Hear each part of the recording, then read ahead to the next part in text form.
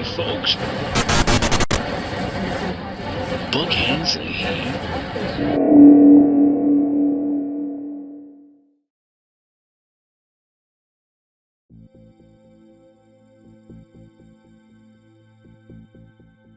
Written by C.B. Jones. The following contains a transcript from a short radio broadcast that has been picked up by various listeners across the continental United States. Many have been perplexed by its sudden appearance and how it seems to preempt whatever song or radio program they are listening to at the time. It has even been known to appear on streaming programs such as podcasts or Spotify. Listeners have described hearing different episodes, and there have been many different situations and incidents. They contact me with their stories. I received a call from a real estate investor from the greater Los Angeles area. His name was Ethan Finley, and he had heard the rules of the road broadcast while stuck in traffic. Due to the sprawling layout of Los Angeles and its reliance on car culture, his odds of experiencing an opportunity to follow the provided rule were higher than most. Perhaps he would have been better off in New York City. This is his story. I love my Porsche. I know it's such a cliche. The hotshot real estate guy from Los Angeles, wearing his sunglasses and whipping his little red sports car into the parking spot. Even better if it's a parallel job, and jumping out to make a deal. I get that. I see the looks on their faces. I know what they're thinking. It's not like I'm totally oblivious. They're thinking this uppity douchebag, this total freaking tool in his Armani suit and his sunglasses and his Porsche. I can just see the slime glistening on him all the way from over here. But then they see the smile. They feel the handshake, the warmth, the sincerity. They think about how I'm going to make them some money, and then they're all mine. Why start at a disadvantage though? Couldn't I come off as more trustworthy from the get-go if I wasn't pulling up in a flashy little car? Maybe so, but then I wouldn't be getting to drive a Porsche around. Which, let me tell you bro, is a reward in and of itself. When you're whipping in and out of traffic on the 405, sliding in and out of impossible spaces, leaving everyone else to choke on your dust, you could give two shits about looking like a walking and talking cliche. I started out flipping residential properties. That's where I learned that I had the knack for this sort of thing. After a run of success with that, I transitioned into real estate development. I had some big wins right out of the get-go, with some properties that turned into offices for a few tech firms. So, yeah, I'm a developer. I like to think of it as speculations with a long view. I'm the guy who can turn blank into bank. Just give me the eyes. Lately, I've been doing a lot of consulting work with some firms out of China. They want my input on what they should buy, and need help getting through the red tape. They pay handsomely. You'd be surprised by how much American real estate is owned by China and other foreign investors. Meanwhile, there's people that can't afford their rent and a homelessness crisis going on, rows of tents along the streets and parking lots full of people living out of their cars. Yet the rules allow for it, and somebody keeps buying these places, so I keep making money. I can't help it if I'm lucky. Other folks, maybe not so much. I don't look inward much. I never had the need. But after all this started, I can't help but wonder if this whole thing is sort of payback for the part I've played in the gentrification of the city. With the cheaper housing that was knocked down to make way for expensive new condos and businesses, how many people had my deals displaced? How much history and character had I incidentally destroyed? At the time, I had considered it progress, and justified it by a steadfast belief in the rule that everything changes and nothing can stay the same. In this city, it's all about who you know. It's this whole culture of, what can you do for me? People know this, absorb this, embrace this. Luckily, I'm at the point where I don't have to worry about that anymore. Everyone else, they're the ones coming to me. They come with their hands out and their smiles and their attentive ears, hanging on to every word. They wouldn't want to miss a crucial detail to pull out so they could impress me. The other thing about this city is that everyone's coming out here to make it big, whether it's showbiz or something else. There is constantly a new influx of people. These new people, they recognize me as one of the gatekeepers. They can see it on me, and when I go out, they want to get to know me. There is no shortages of places for me to go and meet up with these new arrivals. Cocktail mixers and parties and premieres, I rub elbows with a lot of show business types. Basically, what I'm trying to get at is that I get lots of pussy, and lots of different pussy. It's a constant rotation in the new, and there has been no signs of it slowing down. Even as I've gotten older and a bit grayer, I'm still pulling down gals the same age as when I was younger. We have fun. They know the name of the game, and I'd say they get their money's worth. We have a whirlwind romance for a couple of weeks. Courtside Laker tickets, movie premieres, weekends at Catalina, the official private jet trip. That's about all I can stand. I can't sit still for too long with the same girl. I've been divorced once, and it took me years to get built back up to where I was. No, I'm not gonna fall for that again. I'm not trying to brag in regards to my love life or my cool car or anything like that. Like I said, I'm actually aware of how all of this looks, especially now. I just wanted to paint the picture of what my life was like before I heard that cursed radio broadcast. I was on top of the world. Not the king of LA, but maybe like an earl or a duke, something like that. And then I found out about Buck Hensley. It was a bitch of a traffic jam on the 405. My Waze said there was a 10-car pileup 5 miles ahead. The exits were all congested. It was start, stop, rinse, and repeat. The sun was beating down, and the glares of light off the other cars was cutting through my sunglasses. I had a property to look at in Venice, the next up-and-coming place. I was going to be late, and the double espresso I'd had earlier that morning was hitting me weird, making me frustrated and antsy.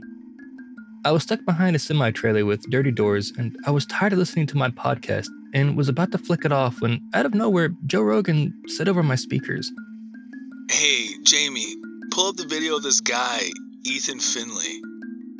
He's a real estate developer, and he's currently stuck in traffic. Yep, a Porsche Cayman. Oh, he's got the Amaranth Red. That's a sweet fucking car." A chill went from the base of my neck to the small of my back, and I got goosebumps. I looked around frantically. Life was going on in the cars around me. People stared at the road or at their phones. A girl picked her nose surreptitiously. No one was looking at me or filming me. I rolled down the window and looked up at the sky. A helicopter, perhaps? Nothing. Remember when his dad used to get drunk in the evenings?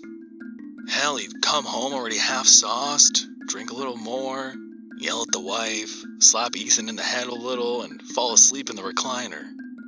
There was this one episode I saw where Ethan tried to stand up to him. He should have waited until he was a little bigger. Pull it up. Watch this. So, Dad's passed out in the recliner. Ethan comes up behind him, goes for the rear naked choke, and boom! Dad body slams him. Look at that. See how his head dents the sheetrock? Shut up! I yelled, looking around frantically. My heart was pounding. Tears had welled up in the corner of my eyes. I could vividly remember the scene that had just been described. All of those years of hell with my dad growing up. It was as if they were somehow watching a video of it and commentating on it. I stopped the podcast on my phone, but there was still something coming out of the speakers. A bunch of chimpanzees screaming. It got louder and louder and louder and stayed even when I turned the volume down and kicked the stereo. There was a burst of static and he began to talk. "Howdy, folks. How y'all doing this bright and sunny morning? Does it feel like you're rooted in place? Stuck at a standstill? Like your feet are in concrete and it's about to dry? Well, unless you're a movie star down at the Chinese theater, you best be keeping your appendages out of the wet cement. Whenever I find myself at a place like this, when time is standing still and all forward momentum has ceased, I just use that stillness to take a moment of quiet reflection. I reflect back on all the things I've done and all the things that I've undone. Could I redo the things I've done or redo the things I've undone? Or was I stuck doing those things at every point in time? I know I don't like doing things like I used to did, but I still undo things like I did before I stopped doing the things the way I did. What is that you do the way you did? Or do you not do that anymore?" I was breathing heavy and I was still stuck in place, cornered on all sides by traffic. I wanted to just jump out of my car and run, leave it abandoned here on the interstate, keys in it and everything. Let someone else take this cursed thing and its speakers playing this demonic drivel. I felt frozen in place though, dozens of suppressed memories of my father surfacing up from some tucked away corner of my brain. Anyhow, where was I? Oh yes, I was talking about the importance of standing still on this special early morning edition of The Rules of the Road. Them good old boys down south knew the importance of stopping and smelling the roses. They knew you had to slow down every once in a while and take your time. That's why they never got in a hurry with the song Freebird. You know it's a very long song. Why, yes, I'm talking about the southern rock band Leonard Skinner. Good bunch of guys. They give me a personal show every now and then, and haven't missed a beat, even though the fella in charge of refueling their plane did. That's where today's rule of the road comes in. If at any point in your journey you hear the song Freebird, you must listen to it in its entirety. It is imperative that you do so. The whole thing. I'm talking guitar solo and outro and everything until fade out. I know what you're thinking. You're thinking, Buck, I'm a very busy man and my schedule is packed, and I mean packed to the gills. I gotta work my 9 to 5, but before that I gotta get up at 6 in the morning so I go practice my Bulgarian throat singing and milk the goats, and then I have to get my case assignment finished in time so Jenkins doesn't jump all over my hiney, the little twerp. And then after working my fingers to blood and pulp at the grindstone, I gotta take little Timmy to soccer practice and then have dinner with the family and then massage my little Mrs. Footsies. My, how those things have looked gnarly lately. And I mean rougher than sandpaper, but I don't know how to tell her. And then I gotta hit the hay, out like a light, only to wake up and do it all over again. I don't have time to listen to no song that has a 3-minute guitar solo. Time is money, and 3 minutes might as well be 1,000 smackers. And to that I say, fair enough. If you don't have time to finish Freebird, then you won't have time to finish anything else. You'll never finish another deal again. Ignore this rule at your own peril. Well, that's all I got for this morning. I hope the coffee is hitting you just right and the sun is shining bright and that California dreaming doesn't turn to any sort of California nightmare. Y'all have a good one now. Stay safe, stay lively, stay lonely. I'm Buck Hensley, and these are the rules of the road. The stereo shut off and silence filled my car, soon to be followed by honking from behind me. I found that I had been staring at the passenger seat floorboards, and when I looked up at the traffic before me, it was moving steadily. I took the next exit and called to cancel my appointment, went home and took a Valium and nursed gin and tonics until I passed out. Life carried on the next few weeks without a hitch. I was consumed with work, and that was able to keep me distracted for the most part.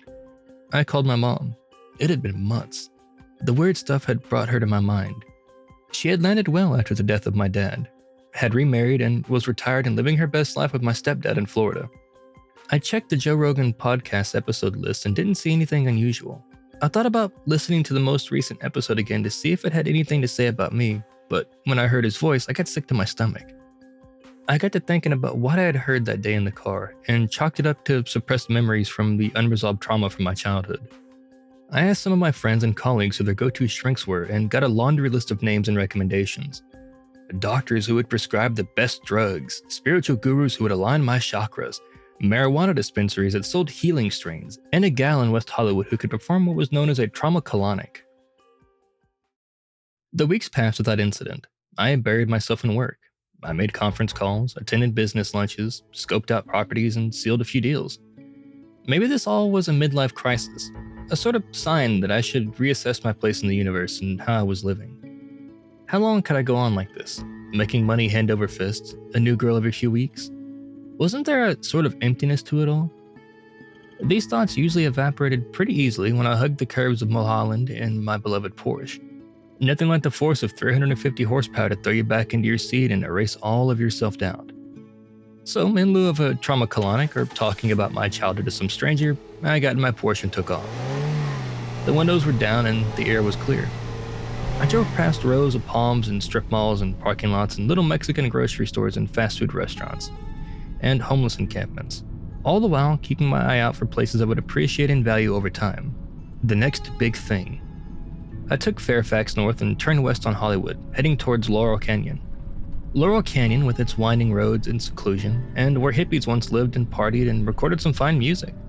Now it's full of million-dollar homes, all thanks to the likes of people like yours truly. I was feeling good, and I absent-mindedly turned the satellite radio on. It had been a while since I had drove out this way, and I wanted to match the scenes of the 70s Laurel Canyon sound. That's when I heard it, the familiar opening. It starts with a Hammond B3 organ, these pleasant-sounding drones. Then the drums kick in, and shortly after, the slide guitar comes roaring out in front of the mix playing the Telltale riff. This is followed shortly by opening lines, "If I leave here tomorrow." I mean, we all know the song.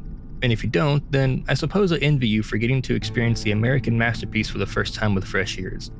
It's been overplayed for the rest of us. I instantly thought of the rules of the road when I heard it come on, and I cranked up the volume. It had been a long time since I had paid attention and actually listened to the song in its entirety. I vowed to finish the whole thing. What did I have to lose?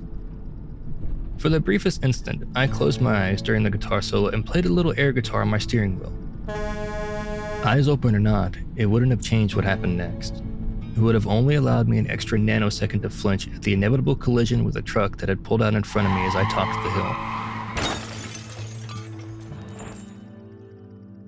The Porsche was totaled, and I was rattled and whiplashed, but not severely injured. I took a few days off to rest and recover and allow my black eye and swollen face to look more presentable. A contract I was close to closing on got hoovered up by a competing firm with a better offer. Even though I would spend the next couple of months trying to work and function and get back to the peak of what I was, and that was the closest I would ever get to finishing a deal again. There was something different about her. She wasn't a model or an aspiring actress. She had already made it, was a producer for Universal Studios, and in a way, she was into speculations like me, weighing risks and rewards for maximum payoff for the studios. She was responsible for finding the right project for the studios, turning blank into bank. We hit it off, and it was clear from the start this was going to be different than any of my more recent flings. We took things slowly, and that was fine with me. I enjoyed her company, and actually having a conversation and dinner drinks with her. It was fun to let this sexual tension just build for once, send each other flirtatious texts throughout the day. I had missed these kind of relationships, ones that were just more than sex. Everything built to a crescendo after a dinner at Spago, which, in hindsight, I didn't finish, and winding up back at her place. The little black dress she wore, the straps over her shoulders, the kissing in the foyer, the curve of her calf as she bent her leg and pulled her heels off. Our clothes littering the hallway to her bedroom. There we were, on her bed, and she was topless, and on her knees while I laid back and admired her. The way her hair cascaded over her breasts, her hips flaring out like the bottom of a vase, her thighs touching and the line between them leading to the V of her mound. I was raring to go, and her visage in the lamplight was like nothing I had ever seen. She reached towards me, and I blasted all over the inside of my boxers, trying to hide the spasms and contractions of my body during my severely premature orgasm. The bewildered look on her face slowly giving way to disappointment is one I can still see to this very day, even after everything I've gone through. Being a little older and more mature, she was understanding. I only had to swallow my pride and know what she was really thinking of, despite her reassurances. I still feared that I was going to be a story she would tell the gals over lunch. The rich, hotshot real estate guy with premature ejaculation issues. But she gave me more chances. We continued to date, and the next attempt was complete opposite from my problem before. Pounding and pounding into her. I just could not finish. My dick felt like it was a million miles away, numb or something, like it was somebody else's. I ended up pretending I had an orgasm into the condom I wore and snuck off into the bathroom to douse my junk under cold water. Sure, she came during the session, but it only served to buy me a little more time with regards to our relationship, as the next few times we attempted sex were complete busts. I was limp-dicked and unable to perform, a problem I had never had before. She began to pull away from what had been a blossoming little relationship. Slowly and surely, she texted less and less and eventually just quit responding. What the kids nowadays call ghosting. I felt the closest thing to heartbreak that I had experienced in many years. It was raw and painful, and I realized that not only did I not ever finish having sex with her, I never felt the closure of something like a breakup. The relationship itself just never felt finished, man. As failures and falling outs began to mount at work, I began to notice other things. I seldom finish meals. At my favorite lounge, I left drinks half empty on the bar after I'd ordered them. I couldn't finish a movie or TV show.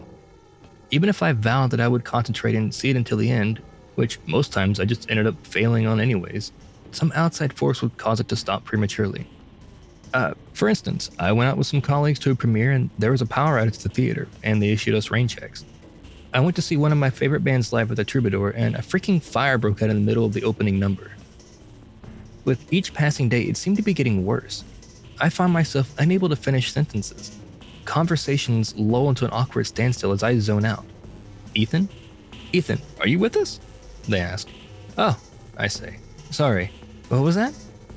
Forget finishing a book. I can't even finish an email or a memo. I try to dial numbers and I have to be sure and take a break halfway through. I can't finish my order at the coffee shop or restaurants. I carry a handwritten note for instances such as these and go to the same few places. Oh sure, I can finish some things every now and then, but it's almost like it's just enough for basic function. Just enough to piss you off. I'm surviving and all, but I wouldn't really call it living. I mean, every time I take a shit, I feel like I don't even get it all out.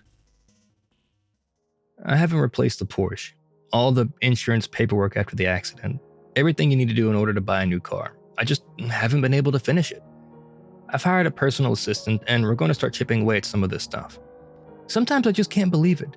I'm 40 years old and already an invalid, basically requiring personal care like I've got dementia or something. I can no longer do what I was put here on this earth to do, you see? Sometimes I feel like this curse or whatever would have affected my body's vital processes and allowed me to just die. Unable to take a full breath or pump a complete heart chamber of blood. I've started and stopped this story so many times. In fact, I'm not even on the phone with you right now. This is a recording that I've been working on piece by piece for 3 goddamn weeks. I've no doubt left the room by now. I'll have to start some activity that I won't complete or even hope to finish. So yeah, I've just come back to record this last part, and you're gonna have to hang up at this point and give me a call back. Oh, there was one thing I was going to... I love my Porsche. From there, the recording it's such a cliche. stopped The and hotshot began to real play estate again guy from the Los beginning. I hung up the phone and called Ethan back. There was no answer. I called back several times to no avail, found his information on LinkedIn and tried to contact him through there with no success. It was several days before I heard anything. I received a call from a personal assistant. She had found my number among some of Ethan's personal effects, with the instructions to call me if anything had happened. And something had happened. Ethan had attempted suicide. He had put a revolver to his temple and pulled the trigger. A utility worker had been in the area at the time and had heard the gunshot and called the police. They managed to get to him to the hospital in time, where he was now on life support. Even in suicide, he was unable to complete the deed.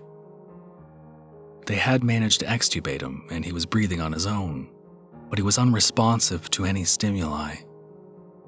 There he was in that hospital bed, lying in a persistent vegetative state from a death he couldn't achieve, dreaming dreams he would never finish.